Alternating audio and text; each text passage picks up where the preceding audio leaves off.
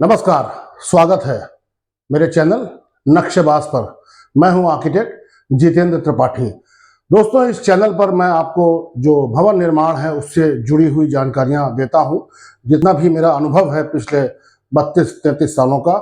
और ये जो ज्ञान मैंने प्राप्त किया है, जो अनुभव मैंने प्राप्त किया है, ये आपसे शेयर इसलिए करता हूं कि आपको अपना घर जो है उसको सजाए रखने में, उसको अपने लिए अच्छा बनाए रखने में, और एक अच्छा घर अगर नया बना रहे हैं तो अच्छा घर कैसे आप बना पाएं, यही सब ज्ञान की बातें जो हैं मैं आपसे शेयर करता हूं। आज पूरे हिंदुस्तान को, अपने देश को बारिश ने अपने आगोश में ले लिया है। पूरे देश में इस समय झमाझम बारिश हो रही है। बारिश का जब मौसम आता है तो अच्छा तो बहुत लगता है, क्योंकि तपती गर्मी से जो है निजात मिल जाती है। लेकिन ये जो बारिश का पानी है, ये अपनी बिल्डिंग्स के लिए, अपने मकानों के लिए, और भी जो भवन हैं, बड़े बड़े भवन, छोटे घर, इनको कैसे अफेक्ट करता है और इनको कैसे नुकसान पहुंचाता है और कैसे इससे बचना है, इन्हीं सब बातों के लिए आज आपके सामने मैं उपस्थित हुआ हूं। दोस्तों, मैं अपने सारे वीडियोस में, अक्सर अपने वीडियोस में मैंने बताया है कि जिस वक्त एक मकान बन रहा होता है, एक घर बन रहा होता है, मैं ज़्यादातर घर की ही बात करता हूं। बड़ी बिल्डिंग्स के बारे में इस चैनल पे बात नहीं करता हूं, क्योंकि घर एक ऐसा आइटम है जो सभी को कभी न कभी अपने जीवन में बनवाना होता है, और सभी के मन में ये लालसा होती है कि अपना सुंदर सा अच्छा घर हो। तो इसलिए मैं घर के ही बारे में ज़्यादातर बातचीत किया करता हूँ। तो जब घर का निर्माण होता है, तो चाहे वो ईंट हो, चाहे सीमेंट हो, चाहे सीमेंट का मसाला हो, चाहे कंक्रीट हो, इन सब चीज़ों का जो पानी से बेपनाह मोहब्बत होती है। ये मैं बता चुका हूँ अपने वीडियोस में, एक बार फिर बता दे रहा हूँ, क्योंकि ईंट को भी पानी में पूरी तरीके से भीगा होना चाहिए, तभी वो आपके मकान में लग पाएगी। सीमेंट का जो मसाला होता है उसकी भी प्रॉपर्ली तराई होनी चाहिए, तभी उसकी जो स्ट्रेंथ है वो आती है। इसी तरीके से जो कंक्रीट है वो भी पूरे टाइम पानी में डूबा होना चाहिए, तभी उसकी जो पूरी शक्ति है, जो उसकी स्ट्रेंथ है, वो अटेन कर पाता है, उसको गेन कर पाता है। लेकिन ये सिलसिला हमेशा चलता नहीं है। आपको याद होगा, एक फिल्म आई थी 1961 में, थोड़ा डिस्कशन को मजेदार बनाने के लिए एग्जांपल दे रहा हूं। 1961 में फिल्म आई थी देवानंद और आशा पारेख की, जब प्यार किसी से होता है। उस फिल्म में गीत था, बहुत मशहूर गीत, बहुत प्यारा गीत, जो कुछ यूं था कि 100 साल पहले हमें तुमसे प्यार था, आज भी है और कल भी रहेगा। ये इंसानों के लिए तो ठीक है, प्रेमी प्रेमिकाओं के लिए तो ये गीत बिल्कुल ठीक है, मगर ये गीत जो है, जहाँ पानी और सीमेंट की बात आती है, पानी और ईंट की बात आती है, पानी और कंक्रीट की बात आती है, तो वहाँ पे ये मोहब्बत बहुत ज़्यादा दिन चलती नहीं है। और जब मकान बन जाता है उसके बाद उस पर जो पानी का अटैक होता है, ध्यान रखिएगा, मैंने कहा है कि पानी और सीमेंट की मोहब्बत, पानी और कंक्रीट की मोहब्बत बेपनाह होती है। लेकिन जिस वक्त मकान बन के खड़ा हो जाता है, तैयार हो जाता है, जब आप उसमें रहने लगते हैं, उस वक्त पानी का कोई काम जो है मकान से होता नहीं है, पानी का कोई रिश्ता होता नहीं है। यूं कहिए कि पानी से इसको नफरत हो जानी चाहिए। कुछ इस तरह की भावना होनी चाहिए कि ईंट और सीमेंट मानो कह रहे हों, गुजरे हैं आज इश्क में हम, उस मकाम से नफरत सी हो गई है मोहब्बत के नाम से। जी हाँ दोस्तों, ईंट को, सीमेंट के मसाले को और कंक्रीट को, और घर की जो छतें हैं, घर के जो छज्जे हैं, जितनी भी हॉरिजॉन्टल सरफेसेस हैं, जहां पानी रुक सकता है, जहां पानी पहुंच सकता है, इन सब को पानी से उतनी ही नफरत हो जानी चाहिए जितनी कि इस गीत में बताई गई है। तो चलिए दोस्तों, आगे शुरू करते हैं इस डिस्कशन को कि कैसे कैसे जो है पानी जो है हमारे घर को किस तरीके से नुकसान पहुंचाता है, और किस लेवल का नुकसान हो सकता है, क्या क्या गलतियां हम लोग करते हैं, और क्या क्या इसकी रेमेडीज है, जो भी मैं आपको बता पाऊंगा इस वीडियो में आगे चल के बताता हूं। ये कुछ तस्वीरें हैं, इस तरह का कुछ दृश्य होता है जब आपके घर में सीलन आ जाती है, सीपेज जिसे कहते हैं, कुछ दीवारें खराब हो जाती हैं, कुछ छतें खराब हो जाती हैं, कुछ सरफेसेस जो हैं, पेंट उखड़ जाता है। ये हर घर की कहानी है, लगभग हर घर की कहानी है, जहां पे इसके बारे में ध्यान अगर नहीं दिया गया। सीपेज क्या होता है? Seepage refers to the unwanted ingress of water through walls. Seepage उसे कहते हैं जहां पे अनचाहा पानी हमारे घर की दीवारों में, फाउंडेशंस में, कहीं भी, छत में, छज्जे में, फ्लोर में कहीं भी अगर ये पानी जो अनचाहा है, जिसको हमें नहीं देखना है या हमको नहीं चाहिए वो पानी, अगर वो पहुंच जाए तो पानी का एक सिस्टम होता है, वो कैपिलरी एक्शन से जहां भी उसको जगह मिलेगी वो प्रवेश करता चला जाएगा, घुसता चला जाएगा, और जितनी भी जिस रास्ते से पानी जाएगा, जिन सरफेसेस से पानी जाएगा, उन सबको बहुत ज़्यादा नुकसान पहुंचाएगा, बिल्कुल बर्बाद करके रख देगा। और कितना आर्थिक नुकसान होगा इसका अंदाज़ा आप तभी लगा सकते हैं जब उसका इवैल्यूएशन करेंगे। तो ये तो बात हो गई सीलन की, और बहुत सारे लोग हैं जिनको इस बारे में पता नहीं होता है कि सीपेज और लीकेज में क्या अंतर होता है। तो मैं आज आपको ये भी बता देता हूं कि लीकेज जो है, पानी का कोई सिस्टम है कि पानी की कोई पाइपलाइन जा रही है, या पानी का कोई नल है, टोटी है, या जहां से भी पानी को आप अपनी इच्छा अनुसार ले जाना चाहते हैं, अगर उस पानी के रास्ते में कोई चीज टूट गई, कोई होल हो गया, कोई भी उसमें पोरोसिटी आ गई, तो पानी अपना रास्ता बदल देता है। मतलब अपना जो सिस्टम आपने बनाया हुआ है, पानी के पाइप्स का जो जाल बिछाया हुआ है, उससे अगर पानी कहीं निकल जाता है तो उसको लीकेज कहते हैं। क्योंकि जिस रास्ते पर उस पानी को आप भेजना चाहते हैं, उस रास्ते पे वो पानी जा नहीं रहा है। फिर वो चाहे आपके घर की पाइपलाइन हो, रेन वाटर पाइप हो, डाउन पाइप्स हो, फिर आपके घर के सामने की नाली हो। नाली भी आप इसीलिए बनाते हैं कि आप जिस रास्ते से चाहेंगे उसी रास्ते से उस पानी को एक तरफ से लेके दूसरी तरफ जहां भी उसको पहुंचाना है वहां पहुंचा देंगे।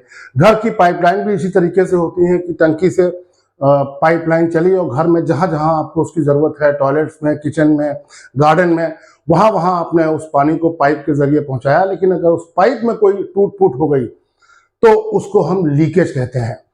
और इसी जो लीक किया हुआ पानी है, जब ये चल देता है किसी रास्ते पे, किसी दीवार के अंदर, किसी फाउंडेशन के अंदर, किसी जमीन या फर्श के अंदर, किसी छत के अंदर, प्लास्टर के अंदर, तो उसको कहते हैं सीपेज। क्योंकि ये जो पानी है, ये कैपिलरी एक्शन के थ्रू ये जो है बढ़ता जाता है, बढ़ता जाता है। इसका दायरा जो है बिल्कुल एक कैंसर की तरह फैलता जाता है। तो सोचिए कि आपके घर को कितना नुकसान पहुंचाता होगा। ये इस तरह का एक, ये जो फोटोग्राफ है, ये यहाँ से पानी का कोई लीकेज हो रहा है। ये पानी आपने चाहा कि यहाँ से आए और यहाँ से निकल जाए, यहाँ से आए, यहाँ से निकल जाए, मगर इसके जॉइंट में कोई गड़बड़ी हो गई तो ये पानी लीक कर गया।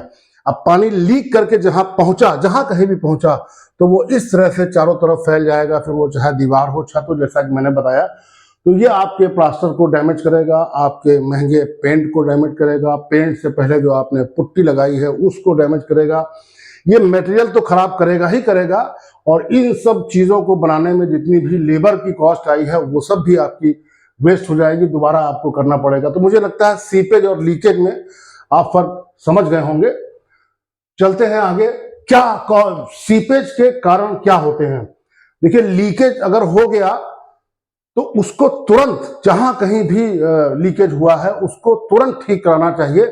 जैसे ही आपकी जानकारी में आता है उसको छोड़ना नहीं चाहिए। इस मामले में कतई लापरवाही नहीं होनी चाहिए, क्योंकि जो भी पानी लीक कर रहा है वो सीपेज के थ्रू कहीं ना कहीं आपके घर में उसको जाना ही जाना है, और कितनी तबाही मचाना है कोई उसका आइडिया नहीं। ये देखिए, इस तरह का कुछ हाल होता है जब सीपेज का आलम होता है घर में, बिल्डिंग में, तो कहां कहां से डैमेज करके कहां कहां वो पहुंच जाएगा, किसी को नहीं पता कि पानी अपना कौन सा रास्ता चुनेगा और कितना नुकसान करेगा। क्यों होती है सीपेज की समस्या? एक तो यह है कि किसी भी बिल्डिंग में अगर कंस्ट्रक्शन की जो क्वालिटी है उसको बहुत अच्छी तरीके से नहीं बनाया है, उसको स्किल्ड तरीके से नहीं बनाया गया है, तो इस तरह की कोई समस्या आ सकती है। क्योंकि अगर बनाने में ही कमी रह गई है तो वो तो बहुत चिंताजनक बात है। इसके बाद use of low quality material. अगर आपने कहीं लो क्वालिटी का मटेरियल यूज किया है जिसकी क्वालिटी हमें जितनी चाहिए, जैसे मान लीजिए मसाला अगर हमको 1.5 का 1.6 का लगाना है, और कहीं किसी कॉन्ट्रैक्टर ने कुछ गड़बड़ करके गलत मंशा से 1.10 का लगा दिया, 1.8 का लगा दिया, तो वो सीमेंट का मसाला बिल्कुल भी इतना पावरफुल नहीं होगा, इतना शक्तिशाली नहीं होगा कि वो एक तो घर को ही कमजोर करेगा, दूसरा जो सीलन को रोकने की जो समस्या है उसको भी वो पार नहीं पा पाएगा। इसी तरीके से क्रैक्स इन वॉल्स। अगर आपके घर में कभी क्या होता है, मैंने बताया कई बार अपने वीडियोस में कि घर जब नई बिल्डिंग बनती है तो वो सेटल होती है, क्योंकि इतना टनों वजन उसका होता है, तो वो सारा अपना लोड जो है ज़मीन पे ट्रांसफ़र करती है। तो कभी ऐसा हो सकता है कि पूरी बिल्डिंग एक साथ या नीचे बैठ रही है, कभी ऐसा भी हो सकता है कि यूं बिल्डिंग बैठ जाए, जो एक क्रैक्स वाला वीडियो मैंने पिछली बार डाला था, तो उससे जो है क्रैक्स आ सकते हैं। लेकिन अगर अनइक्वल सेटलमेंट हुआ तो सीपेज की भी समस्या हो सकती है, क्योंकि क्रैक्स आएंगे तो पानी उन क्रैक्स के जरिए आपकी दीवार में, आपके फाउंडेशन में, कहीं भी, पूरे घर में कहीं भी पहुंच सकता है। और दूसरा ये कि अपने देश में, जहां इंडिया की मैं बात करता हूं, नॉर्दर्न इंडिया की जहां बात करता हूं, तो यहाँ पे टेम्परेचर लगभग सर्दियों में 2-3 डिग्री 4 डिग्री तक पहुंच जाता है, कहीं कहीं तो सब जीरो टेम्परेचर हो जाता है। और गर्मियों में टेम्परेचर पहुंचता है 45 डिग्री 50 डिग्री के आसपास। तो इतना ज़्यादा जो टेम्परेचर का जो वेरिएशन है, उसको जो मटेरियल्स हैं वो हैंडल नहीं कर पाते हैं। तो उसकी वजह से जो थर्मल उसका जो बिहेवियर है वो बिगड़ जाता है, तो थर्मल एक्सपेंशन की समस्या होती है। तो फिर वहाँ पे क्रैक्स का डेवलपमेंट होता है। तो क्रैक्स का डेवलपमेंट होगा तो सीपेज जो है तैयार बैठा है आपके घर को ओवरटेक करने के लिए, आपके घर पे कब्जा करने के लिए। क्योंकि किसी भी घर में ये बड़ी नॉर्मल सी बात है, कहीं ना कहीं से कोई न कोई लीकेज हो रहा होगा या पानी इकट्ठा हो रहा होगा, जिसको हम लोग देख नहीं पाते हैं। इसी तरीके से जो घर हमारा बनता है, इसमें हजारों लाखों जॉइंट्स होते हैं। आप सोचिए, एक एक ईंट को जोड़ रहे हैं तो एक एक ईंट जुड़ती है तो कितने लाखों जॉइंट्स तो यही हो जाते हैं। फिर दीवार का और स्लैब का जॉइंट, फिर दीवार पे छज्जे का जॉइंट, फिर लिंटल उसमें पड़ता है उसका जॉइंट, फिर दीवार का फ्लोर से जॉइंट, ऐसे बहुत सारे जॉइंट्स होते हैं। फिर पाइप्स में जॉइंट, फिर बिजली के जो कंड्यूट्स होते हैं उसमें जॉइंट्स। तो अगर ये जॉइंट्स को प्रॉपर्ली नहीं बनाया गया तो पानी निश्चित रूप से इसमें आना अवश्यंभावी है, निश्चित रूप से आएगा। ये हो गई जॉइंट्स की बात। और फिर जो एक्सटर्नल फैक्टर्स हैं उसमें क्या होता है, कभी कभी ऐसा होता है कि कोई घर ऐसी जगह पे बना हुआ है जहाँ पे जो वाटर का लेवल है वो बहुत ज़्यादा होता है, बहुत ऊंचा होता है। अमूमन हम लोग देखते हैं कि वाटर का लेवल कहीं 30 फुट, कहीं 40 फुट, कहीं 50 फुट, कहीं 60 फुट, कहीं और ज़्यादा होता है। लेकिन अगर कई बार ऐसा हुआ है कि मैंने कई ऐसी बिल्डिंगें बनाई हैं जहाँ पे जैसे ही फाउंडेशन के लिए खुदाई करते हैं तो 5 फुट पे, 6 फुट पे पानी निकल आता है, कभी कभी तो 4 फुट पे पानी निकल आता है। ये पानी हमेशा 4 फुट या 5 फुट पे रहता नहीं है। जब बरसात होगी तो ये पानी का लेवल बढ़ जाएगा, ये 4 फुट पे आ जाएगा, ग्राउंड लेवल से नीचे 4 फुट नीचे। जब बरसात नहीं होगी तो पानी ये रिसीड करेगा, कहीं और चला जाएगा, तो इसका लेवल डाउन हो जाएगा। तो ये पानी का जो ऊपर नीचे लेवल जो होता है, तो एक तो घर को भी ये प्रभावित करता है अपने प्रेशर से, अपने फोर्स से, और दूसरा पानी का ऊपर नीचे आना जाना फिर अगेन जो है ये लीकेज का या सीपेज का कारण बनता है। Poor drainage around the building leading to water accumulation. मैंने बताया, अभी आपको एग्जांपल दिया कि आपके घर के बाहर ड्रेन अगर है, जो नाला है या नाली है, उसका पर्पस ये होता है कि पानी जो है सारे घरों के सामने का पानी उस नाले में जाए, और उस नाले से पानी जो है उसका ढाल देते हुए कहीं ऐसी जगह पर निकाल दें जहाँ पे पानी वहाँ से चला जाए, ड्रेन आउट हो जाए। अगर उसमें कोई समस्या है तो भी जो है वो पानी अगर लीक कर गया ड्रेन, तो वो कहीं ना कहीं, एक तरफ तो रोड होगी, एक तरफ हमारा घर होगा, तो जितना पानी हमारे घर की तरफ आएगा वो सारा फाउंडेशन में जाएगा। अगर आपके घर में बेसमेंट बना हुआ है तो उसके लिए ये बिल्कुल सरदर्द हो जाएगा। और अगर ये फाउंडेशन में पहुंच गया तो फाउंडेशन से पर्कुलेट करते करते ये ऊपर भी जा सकता है और घर के नीचे भी जा सकता है, जो कि बहुत ज़्यादा नुकसानदेह है। हैवी रेन और फ्लडिंग, बहुत ज़्यादा पानी अगर बरस गया तो वो तो प्राकृतिक आपदा की तरह होगा, उसमें आप बहुत ज़्यादा कुछ कर नहीं सकते। ईश्वर से यही प्रार्थना कर सकते हैं कि आप जहाँ रहते हैं वहाँ इतना ज़्यादा पानी न बरसे कि उसको निकलने में बहुत ज़्यादा समय लग जाए। जितनी देर पानी आपके घर के बाहर जमा रहेगा या आपके घर की छतों पे जमा रहेगा, या आपने कोई टेरेस गार्डन बनवा रखी है, या कोई भी हॉरिजॉन्टल सरफेस है, पानी देखिए हॉरिजॉन्टल सरफेस पे ही जमा होगा। अगर वो निकल नहीं पाएगा, जितने ड्रेन पाइप हैं, जितने स्पाउट्स हैं, जो पनाले जिनको बोलते हैं, वो सब साफ होने चाहिए कि पानी जो है बिल्कुल रुक ही ना पाए। किसी हाल में पानी आपकी छत पर, आपके छज्जे पर, उसको रुकना नहीं चाहिए। एक और कारण है जो प्लम्बिंग इश्यूज होते हैं, जो जैसा कि मैंने बताया कि आपकी जो पानी की पाइपलाइन है, जो टंकी से आती है, या डायरेक्ट वाटर की जो पाइपलाइन है, वो आपके पूरे घर में एक तंत्र की तरह फैली हुई होती है। उस पर आपको बहुत ध्यान रखना है कि किसी भी हाल में उसके जॉइंट्स जो हैं इतने कमज़ोर नहीं होने चाहिए कि उसमें जो है साल 6 महीने में, 2 साल में, या कभी भी किसी भी प्रकार का लीकेज हो पाए। और इसी तरीके से जब आप प्लम्बिंग की जो आपकी वाटर लाइन होती है उसमें जितने भी फिक्सचर्स लगाए जाते हैं उसमें ज़्यादातर आप टोंटियाँ लगाएंगे या वॉश बेसिन का कोई फिक्सचर है वो लगाएंगे, या आप उस पर कमोड लगाएंगे या कोई सीट लगाएंगे, तो तमाम सारे जॉइंट्स वहाँ पे उनकी ज़रूरत पड़ेगी। तो ये सारे जॉइंट्स जो हैं बिल्कुल सील्ड होने चाहिए। इनको आपको बार बार टेस्ट करके एकदम से बिल्कुल इस बात के लिए आश्वस्त हो जाना है कि इनमें से पानी का कोई लीकेज नहीं हो रहा है। यही पानी का जो लीकेज होगा ये फिर आगे चल के सीपेज का कारण बनेगा। Building design, insufficient slope on roof, अगर हमने उसका डिजाइन ही गलत किया है, क्योंकि अगर हमारा सपोज 1500 स्क्वायर फीट की 1500-2000 स्क्वायर फीट की अगर छत है और उस पर अगर हमने प्रॉपर्ली स्लोप नहीं दिया तो पानी उस पर भरा रहेगा। सोचिए क्या होगा उस पानी का, वो पानी निकल ही नहीं सकता। या तो पानी वो इवेपोरेट होगा, धूप जब निकलेगी तो वाष्प बन के एटमॉस्फेयर में चला जाएगा, जो पानी रहेगा वो छत के अंदर अपने आप को छत के अंदर जाने की कोशिश करेगा और फिर वो छत को निश्चित रूप से डैमेज करेगा। कितना भी वाटर प्रूफिंग आप करा लें, लेकिन आपके घर में छत पे, छज्जे पे, किसी भी हॉरिजॉन्टल सरफेस पे अगर पानी रुका हुआ है, यूँ समझिए कि वो बहुत ही ज़्यादा खतरनाक है। और फिर कभी कभी ऐसी डिज़ाइन होती है, तो घर की डिज़ाइन हो गई और बाहर की डिज़ाइन, मान लीजिए जो कॉलोनी की डिज़ाइन है या आपकी सोसाइटी की डिज़ाइन है, उसमें कुछ ऐसा हो गया कि रोड का स्लोप गड़बड़ हो गया या आपके घर की तरफ पानी इकट्ठा ही होता है, तो वो भी जो है डिज़ाइन फ्लॉ माना जाएगा। कभी भी प्लॉट खरीदते समय इस बात का हमेशा ध्यान रखिएगा कि आप ऐसी जगह प्लॉट न ले लें जो कि नीचे एरिया में पड़ता हो, जहाँ पे चारों तरफ का पानी आके इकट्ठा होता हो, कितना भी सस्ता वो प्लॉट क्यों ना मिल रहा हो, क्योंकि वो जिंदगी भर का सरदर्द हो जाएगा। आपका बहुत सारा पैसा, लाखों रुपए जो आप उस घर को बनाने में इन्वेस्ट करेंगे, जो लगाएंगे, वो सब बर्बाद हो जाएगा, सिर्फ इसी वजह से कि सारे एरिया का पानी अगर आपके घर के बाहर इकट्ठा हो रहा है। तो अब ये जो मैं बार बार कह रहा हूं कि सीपेज को नहीं आना चाहिए, अब सीपेज अगर घर में आता है तो उसका क्या इफेक्ट होता है, कितना नुकसान पहुंचा सकता है और किस किस तरीके से वो सीपेज आपके घर को और आपको नुकसान पहुंचाएगा। Effects of seepage, structural damage, weakening of concrete and machinery. मैं बता चुका हूं कि जब जितनी देर पानी वहां पे रहेगा वो आपके घर के स्ट्रक्चर को डैमेज करेगा। स्ट्रक्चर मतलब जिन चीज़ों पे आपका घर खड़ा हुआ है, आपके कॉलम्स, आपकी बीम्स, आपकी स्लैब, आपकी दीवारें, इसको बोलते हैं घर का स्ट्रक्चर।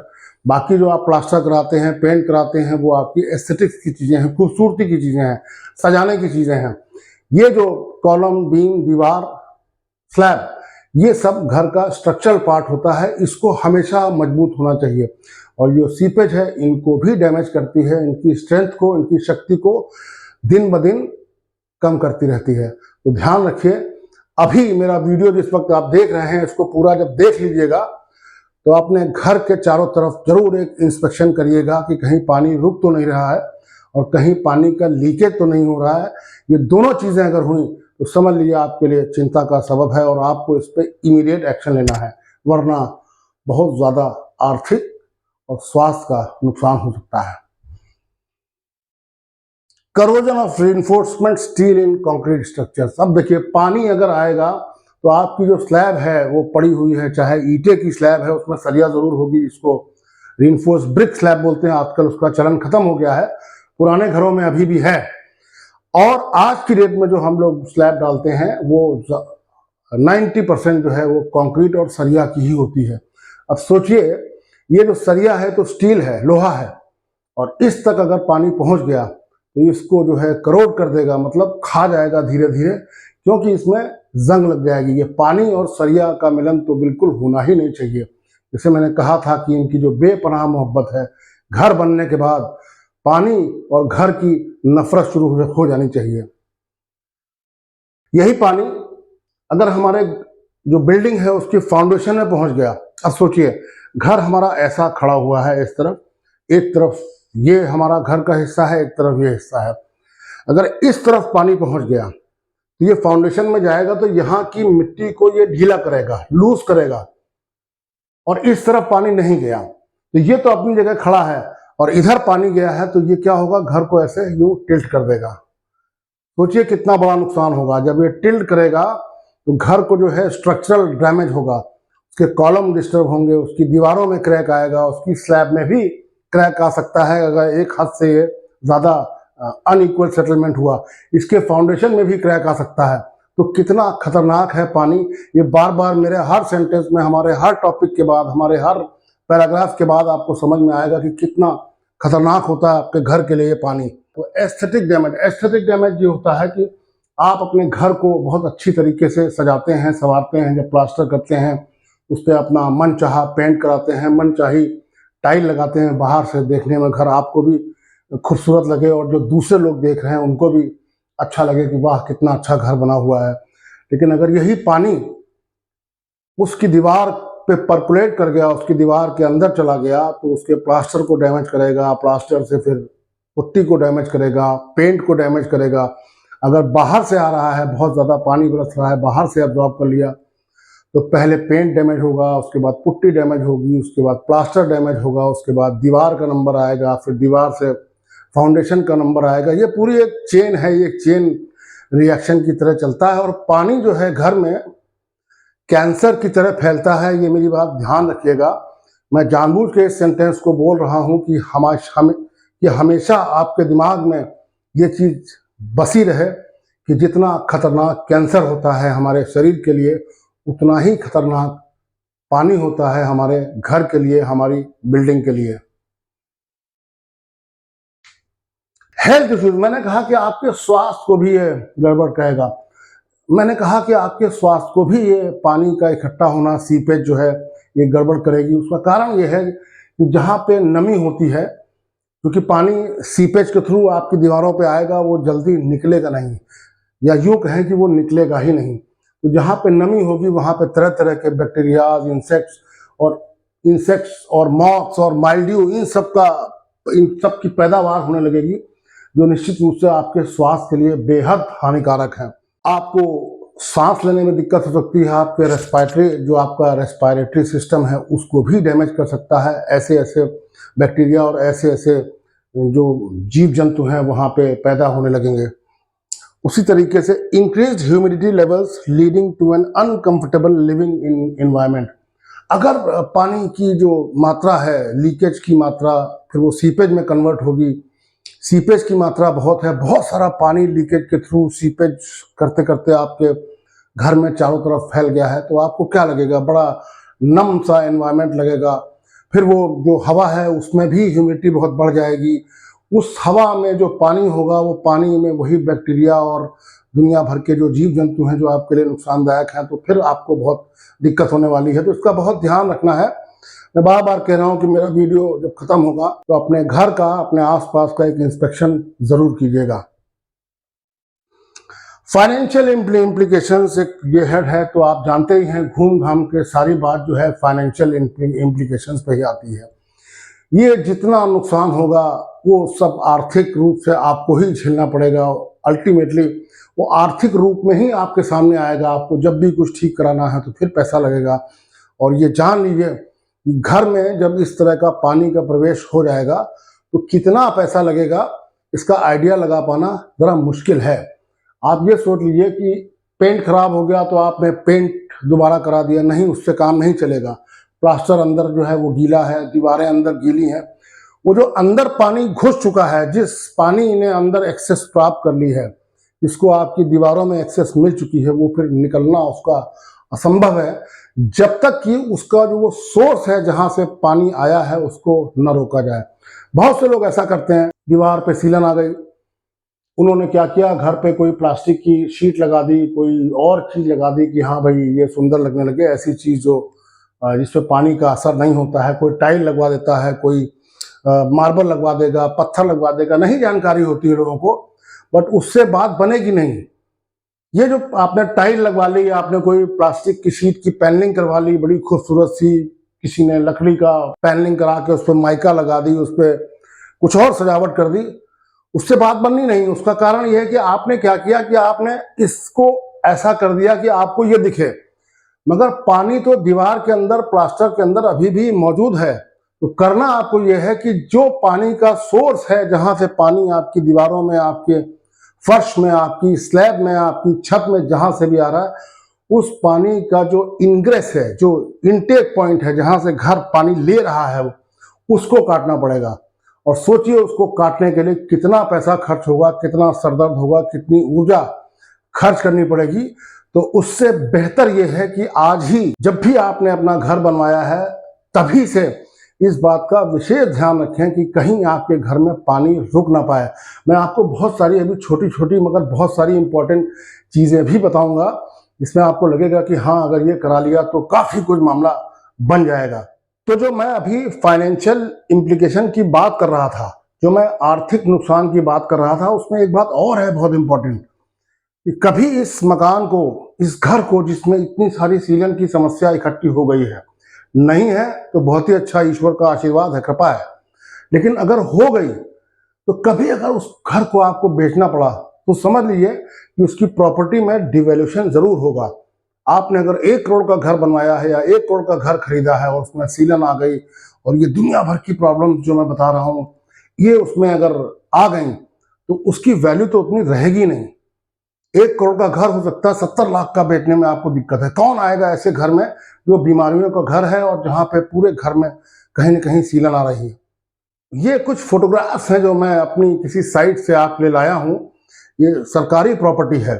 अब सोचिए, जब आप खुद अपने मकान को इतनी प्रॉपर्ली देख नहीं पाते हैं, जो आपने खुद अपने पैसे से बनवाया है, तो सरकारी घरों को जिनमें लोग रहते हैं, उनमें किसको फिक्र पड़ी है कि उस घर में, उस बिल्डिंग में क्या बर्बादी हो रही है, कितना नुकसान हो रहा है, किसी को कोई आइडिया, किसी को कोई फिक्र उसकी होती नहीं है।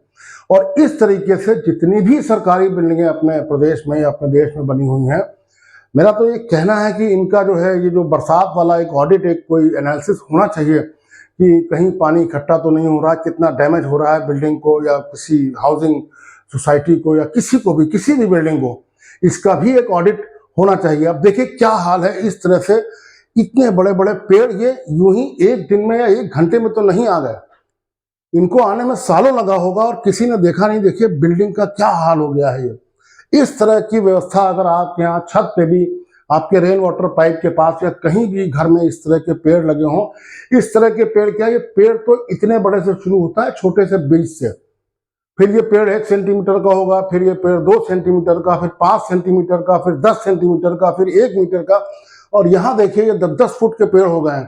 सोचिए कितना समय लगा होगा और किन किन लोगों ने इस पर आंख बंद रखी है। ये एक सरकारी प्रोजेक्ट है, उसकी मैं बात कर रहा हूँ।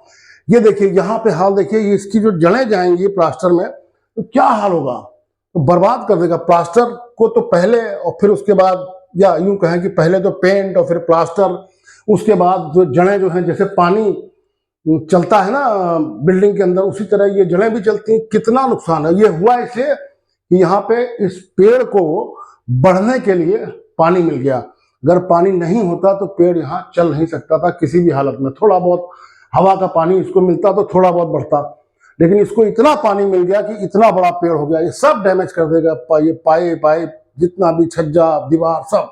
और देखिए ये घरों में ये हाल हो गया है, चूंकि बाहर पेड़ था तो अब ये जो जड़ें हैं ये वैसे भी पानी को अपनी तरफ खींचती हैं, एब्जॉर्ब करेंगी, एटमॉस्फेयर से भी पानी अपनी तरफ खींचेंगी, और जो बिल्डिंग में पानी है उसको भी खींचेंगी, और फिर कहाँ कहाँ ये पानी जाएगा इसका कोई आइडिया है नहीं। ये देखिए फर्श के पास तक ये जो हाल है सीलन का, ये हो गया है।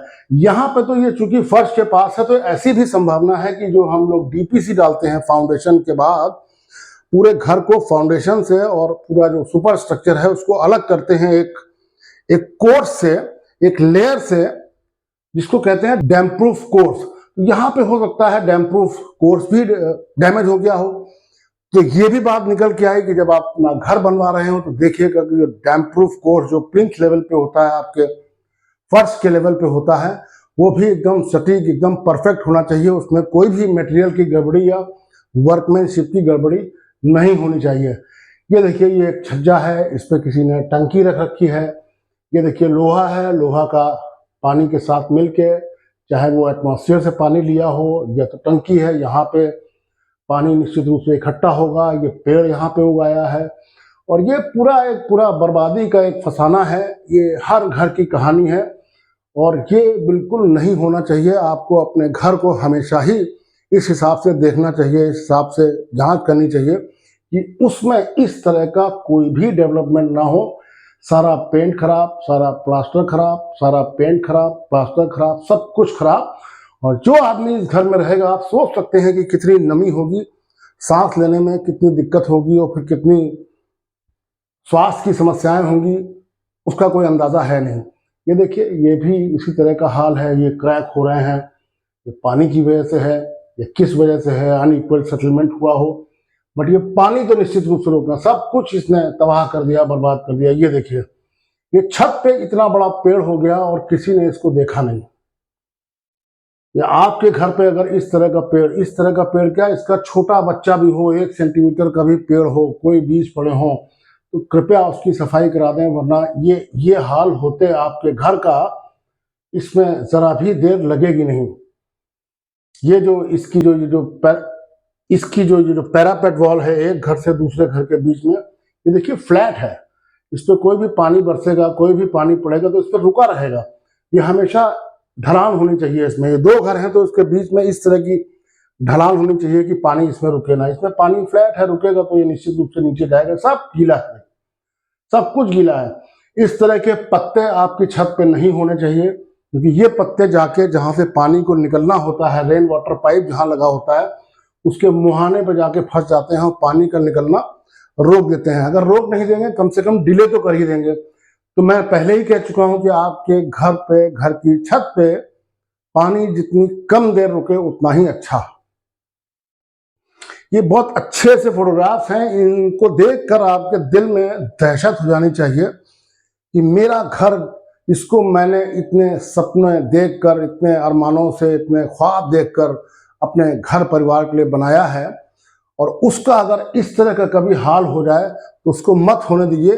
उसके लिए करना ये रहेगा कि आपको सचेत रहना पड़ेगा, सावधान रहना पड़ेगा। जितनी बातें मैं आपको बता रहा हूं, इनका ध्यान रखना पड़ेगा। ये वीडियो थोड़ा लंबा जरूर है, ये कोई मनोरंजन का वीडियो है नहीं, ये निश्चित रूप से एक अनुभव अपना शेयर कर रहा हूँ। यूँ समझ लिए कि आपके साथ अपना ज्ञान बांट रहा हूँ, जिससे आपका फायदा हो सके, आपके जो शुभ चिंतक हैं, आपके मित्र यार दोस्त, उन सब का फायदा हो सके, इसलिए मैं बना रहा हूँ। और चूंकि बरसात का एकदम हाहाकारी सीजन चल रहा है, पूरे देश में कहीं हर जगह से बाढ़ की खबरें आ रही हैं, इधर बह गया, उधर बह गया, पहाड़ों पे पहाड़ चल दिए, सब पानी का कमाल है, सब पानी का खेल है। कितनी कितनी बड़ी बिल्डिंगें नदी में समा गई, आप लोग टीवी पे देख रहे होंगे।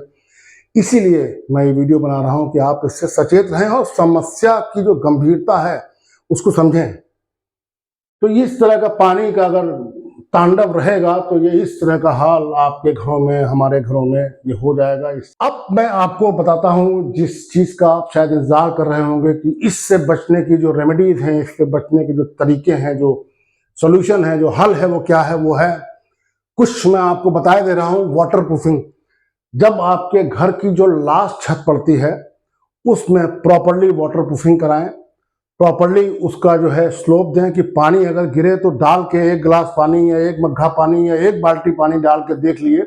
जितनी भी बड़ी छत है, 1 कमरे की छत है तो शायद 1 गिलास पानी, बढ़िया अगर स्लोप है तो चल देगा, आपको दिखाई पड़ जाएगा कि वो जो रेन वाटर पाइप जहां लगा हुआ है वहां तक पानी पहुंच रहा है और कितनी देर में पहुंच रहा है। ये आपको देखना होगा, आपको चेक करना होगा।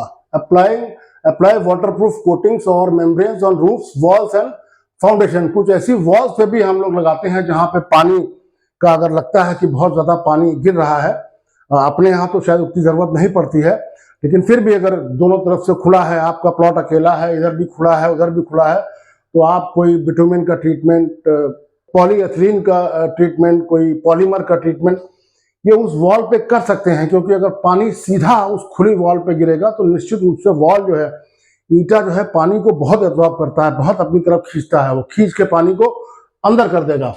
तो इसका बहुत ध्यान रखना है।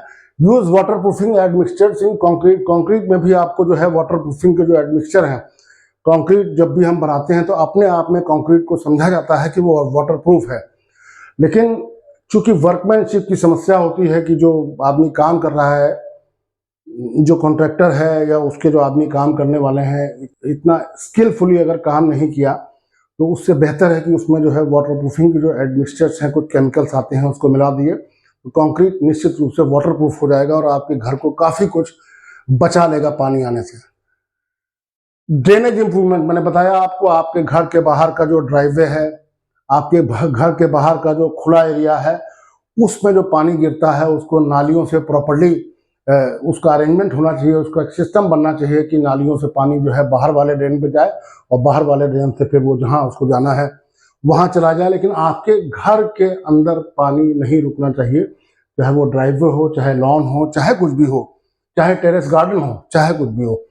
रेगुलरली प्लम्बिंग मेंटेनेंस, मैं आपसे बार बार मैंने कहा कि regularly inspect and repair plumbing fixtures. कहीं भी पानी की एक भी बूंद टपकती दिखे तो इंतजार इस बात का मत करिए कि अभी ये 1 बूंद टपक रहा है, फिर ये 4 बूंद टपकेगा, फिर ये 10 बूंद टपकेगा, फिर ये बाल्टी भर टपकेगा, तब मैं रिपेयर कराऊंगा। इसका इंतजार कतई मत करिएगा कि अगर 1 बूंद भी पानी गिरा तो समझ लीजिए ये एक डिस्ट्रेस सिग्नल है।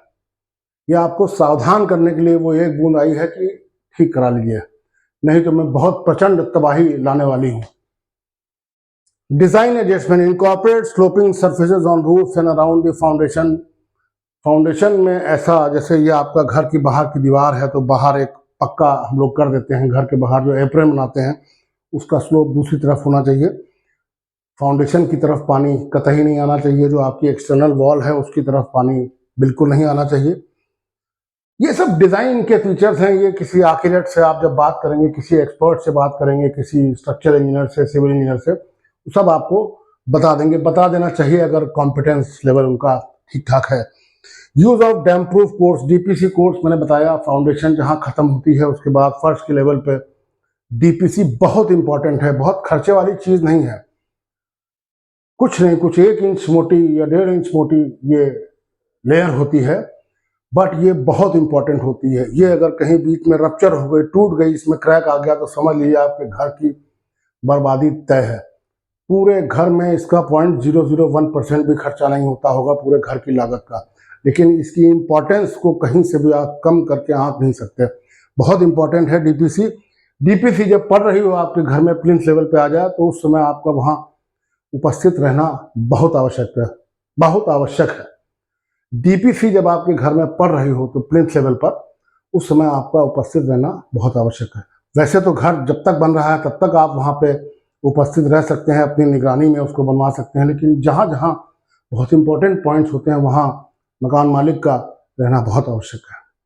Regular maintenance, conduct periodic inspections to identify and address potential seepage issues. कहीं आपको लगता है कोई खतरा दिख रहा है कि यहाँ से पानी यहाँ इकट्ठा हो रहा है, यहाँ से सीपेज हो सकता है, उसको तुरंत जो है रेक्टिफाई कराएं, उसको तुरंत ठीक कराएं। और जब बाहर की पेंटिंग की बात है तो कोई सस्ता पेंट लगाने की ज़रूरत नहीं है। स्नोसेन बहुत सस्ता पेंट होता है लेकिन फिर भी ठीक है, तो कुछ तो बचाव है, लेकिन अगर और अच्छा पेंट यूज़ कर सकें तो जो बाहर की सरफेस है जहाँ से पानी आ सकता है उसका आना जो है कम हो सकता है या रोका जा सकता है। ये कुछ छोटी छोटी बातें हैं जो मैं आपको बताना चाह रहा हूँ, ये बहुत इंपॉर्टेंट है। जैसे आपके घर का ये छज्जा है, ये आपके घर की मेन दीवार है, और ये छज्जा जो है बाहर निकाल देते हैं, नीचे यहाँ खिड़की है, 2 फुट 2.5 फुट या 3 फुट जितना भी हो। यहाँ पे इंपॉर्टेंट बात जो मैं बताना चाह रहा हूँ वो ये है कि छज्जे पे जब ये प्लास्टर होता है, यहाँ पे देखिए कि प्लास्टर को इतना कर दिया है, इतना नीचे डुबा दिया है, जिससे कि क्या होगा, पानी जब इस पे गिरेगा, ये पानी यहाँ पे टकरा के ये बूंद बूंद करके ये नीचे गिर जाएगा।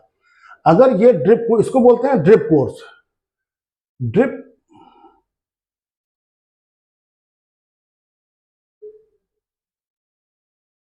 कोर्स। ये अगर ड्रिप कोर्स नहीं होगा, अगर ये फ्लैट सरफेस होगी तो क्या होगा, पानी यहां से आएगा और इसी के सारे यहां तक चलता रहेगा, जहां तक उसका रास्ता उसको मिलेगा वहां तक ये पानी इस सरफेस पे चलता रहेगा। सोचिए उल्टी सरफेस है, ये अंडर सरफेस है, मगर पानी इस पे चलेगा तो इसके पेंट को खराब करेगा, और अगर कहीं ज्यादा मात्रा हुई तो ये पानी यहाँ पे चल के यहाँ भी आ सकता है, आपके घर को डैमेज कर सकता है। या तो इस तरह का छज्जा बनवाइए प्लास्टर करके, उसमें एक यहाँ पे एक आधा इंची का जो है ड्रॉप बनवा दिए, तो पानी जो है यहीं से गिर के ये निकल जाएगा। या ऐसा कर सकते हैं कि छज्जे में यहाँ पे थोड़ा सा ग्रूव दे दिए अंदर, इसको काट दीजिए, जो पानी गिरेगा वो यहाँ से निकल जाएगा, यूं चढ़ के यहाँ नहीं आ सकता। तो आपका पेंट, प्लास्टर और आपका जो घर है वो सुरक्षित रहेगा। यहाँ एक बात और ध्यान देने वाली है, देखिए ये जो छज्जा बना हुआ है, ये दीवार है, ये छज्जा बना हुआ है, तो इसके इस सरफेस पर भी आपको ट्रीटमेंट करना चाहिए, कोई वाटर प्रूफिंग एलिमेंट, कोई केमिकल मिला के इस पे प्लास्टर कराएं। अदरवाइज क्या, जो ये जो जॉइंट है ये ब्रिक है और ये आरसीसी है, यहाँ से पानी की एंट्री आपके स्ट्रक्चर में हो सकती है, जो कि डेंजरस है, जो कि गलत है। देखिए इसमें लिखा हुआ है बैड कंस्ट्रक्शन, और ये गुड कंस्ट्रक्शन क्या होगा कि अगर हमने इसकी इस सरफेस पे ये सीधा यहाँ से लेके ये प्लास्टर कर दिया और यहाँ तक इसको प्लास्टर कर दिया, तो ये पूरा हमारा सेफ हो गया। पानी अगर आएगा तो यहाँ इस लेयर के बाद, इस प्रोटेक्टिव जो लेयर है, जो प्रोटेक्शन दिया है, इसके बाद से अंदर नहीं प्रवेश कर पाएगा, तो आपका घर सुरक्षित रहेगा। देखिए ये बात है बहुत छोटी, मगर ध्यान दीजिए इस बात पे कि अगर ये पानी प्रवेश कर गया इसके अंदर, तो आपको क्या लगता है ये कहाँ जाएगा? पूरे दीवार इस तरफ से घुसेगा और 3 कमरे बाद तक ये पानी जा सकता है, अगर इसकी क्वांटिटी सही रही, पानी बहुत बरसा या कहीं से इसको जो एक्सेस मिल गया, बहुत सारा पानी बहुत डैमेज करेगा। ये बात छोटी सी है, देखन में छोटे लगे, घाव करें गंभीर, ध्यान रखिएगा इस बात का, ये बहुत तबाही मचाएगा। ऐसे ही मैं आपको एक बहुत इंपॉर्टेंट बात बताने जा रहा हूं, जो कि बहुत छोटी है मगर बेहद इंपॉर्टेंट है। आपको पता ही नहीं लगेगा, अरे यहां से पानी आ गया। और पानी, मैं बार बार कह रहा हूं, एक बार जहां से भी वो घुसा, जहां से भी प्रवेश का उसको रास्ता मिला, वो कहां चला जाएगा आपके घर में, आपको इस बात का आइडिया नहीं है, किसी को भी इस बात का आइडिया नहीं है। तो इन सब छोटी छोटी बातों का ध्यान रखिएगा। अक्सर क्या होता है, ये आपके घर की छत है, ये पूरी यहाँ तक छत है, छत के एंड में आप एक दीवार बनाते हैं, जिससे कि जहां उसको टेक लेके आप खड़े हो सकें और बाहर का नज़ारा देख सकें, या पड़ोसी के, जो पड़ोसी का घर है उससे आपकी बाउंड्री बन जाती है। ये 3 फीट ऊंची दीवार होती है, तो वो इस तरह की कुछ ये दीवार बनती है। तो यहाँ पे जो लास्ट में जो ये जो दीवार बन गई, चाहे 9 इंच की हो, चाहे 4.5 इंच की हो, ये दीवार जब बन गई, इसके टॉप पे जो कोपिंग है, इसको कोपिंग बोलते हैं, यहाँ पे स्टोन एक रख दिए, स्टोन, कोटा स्टोन रख दिए। कोटा स्टोन देखिए इम्परमेबल होता है, बिल्कुल उसमें पोरोसिटी होती नहीं, पानी उसको क्रॉस कर नहीं पाता, 99.9% वो वाटरप्रूफ होता है, उसके एक तरफ से पानी घुस के दूसरी तरफ निकल नहीं सकता। तो या तो इसकी जो आपकी लास्ट वाली दीवार है, छत अगर आपकी ये है, यहाँ आप ये खड़े हैं, अगर आप ये यहाँ आपको खड़े होना है ना, तो इस पे आप अगर यहाँ पे कोटा स्टोन रख देंगे तो ये आपका काम चल जाएगा, पानी इसके अंदर घुस नहीं सकता किसी भी हाल में। और अगर कोटा स्टोन नहीं रख रहे हैं तो किसी भी हाल में ये जो इसकी सरफेस है ये फ्लैट नहीं होनी चाहिए, ये हमेशा ऐसी हो तिरछी, जिससे कि पानी गिरे और ये इधर से निकल जाए, और ये पानी गिरा इधर से निकल जाए। और फिर इस पे भी जो है ये जो एक ग्रूव बनाया है, वो इसीलिए बनाया है कि पानी यहाँ ग्रूव से निकल के ग्रूव तक आके टप टप टप करके नीचे गिर जाए। यहाँ भी ग्रूव बना हुआ है, टप टप करके नीचे गिर जाए। ये देखिए यहाँ भी ग्रूव बना हुआ है। तो ये छोटी छोटी बातें हैं जो काफी इंपॉर्टेंट हैं, बहुत छोटी हैं मगर बहुत इंपॉर्टेंट है। ऐसे ही जब आपके पड़ोसी की दीवार होती, मान लीजिए आपकी छत ये है, आपके घर की छत ये है, और यहाँ तक आपके घर की छत है, और ये आपके पड़ोसी की छत है। आपने अपनी दीवार बना ली, ये छत के ऊपर के दीवार की बात कर रहा हूं मैं, ये आपकी ब्रिक वॉल है। पड़ोसी ने अपनी दीवार बना ली ये, ठीक है। तो आपने ये क्या है, यहाँ पे 2 दीवारें बनी हुई हैं। तो क्या होगा, जब पानी बरसेगा तो ये यहाँ से पानी, जो इसका जॉइंट है, यहाँ से पानी घर में जाएगा। तो पानी जब यहाँ से आएगा तो आपके घर में भी पड़ोसी के घर में भी जाएगा, और आपके घर में भी जाएगा। और जहां जाएगा उसका आपको पता नहीं, कितना आपको जाएगा उसका पता नहीं, क्योंकि ये दीवार जो छत वाली होती है, ये कम से कम 50-60 फुट एक तरफ होगी, 40 फुट एक तरफ होगी, फिर 50-60 दूसरी तरफ होगी। ये काफी इसकी लंबाई होती है। तो सोचिए ये 50-60 फुट को आप तो 3 से मल्टीप्लाई कर दिए, 150-200 फुट लंबी ये दरार है, ये जो सांस है 150-200 फुट लंबी है। यहाँ से पानी इसमें घुसेगा और ये बिल्कुल आपके घर में कायदे की तबाही लेके आएगा। क्या करना चाहिए ऐसे में, तो मैं बता दे रहा हूं आपको। मसला यह है कि ये जो बीच का जॉइंट है इसको हमें देखना है। तो या तो ये करिए कि अपने पड़ोसी से बात कर लीजिए, दोनों लोग मिलके इसके ऊपर एक कोटा स्टोन रख दीजिए। उसका ढलान चाहे जिधर हो, थोड़ा ढलान हो जाए, आधा इधर आधा उधर तो हो नहीं सकता। ये एक पत्थर है, उसका ढलान इधर हो जाए तो अगले पत्थर का इधर हो जाए। लेकिन अगर कोटा स्टोन लगा है प्रॉपर्ली, उसका ढलान किधर भी हो जाए, पानी उसके अंदर से जाएगा नहीं। तो आप चाहें तो यहाँ पे बढ़िया सा एक कोटा स्टोन लगा सकते हैं। पानी इस पे गिरेगा ऐसे पानी, और यहाँ से बह के ये निकल जाएगा। इस पे पानी गिरा, यहाँ से बह के ये निकल जाएगा। एक तो तरीका ये है। दूसरा तरीका वही जो मैंने बताया कि इस तरह का जो है एक कोई पत्थर रख दीजिए, सैंडस्टोन जो पत्थर आता है, पटिया जिसकी आती है, तो एक तरफ ढलान दे दिए, एक तरफ ढलान दे दिए, तो पानी गिरेगा तो एक तरफ पड़ोसी के घर जाएगा, एक तरफ इधर घर जाएगा, ये एब्जॉर्ब नहीं कर पाएगा। दूसरा तरीका ये है कि जो विट्रीफाइड टाइल होती है वो भी काफ़ी सस्ती आती है, 8 mm मोटी या 10 mm मोटी, जो भी हो। घर में तमाम सारे जब काम होते हैं तो उसमें उनका वेस्टेज भी हो जाता है। तो जो टाइल है वो भी ऑलमोस्ट नॉन पोरस होती है, पानी उसको क्रॉस नहीं कर सकता। तो कोटा स्टोन की जगह यहाँ पे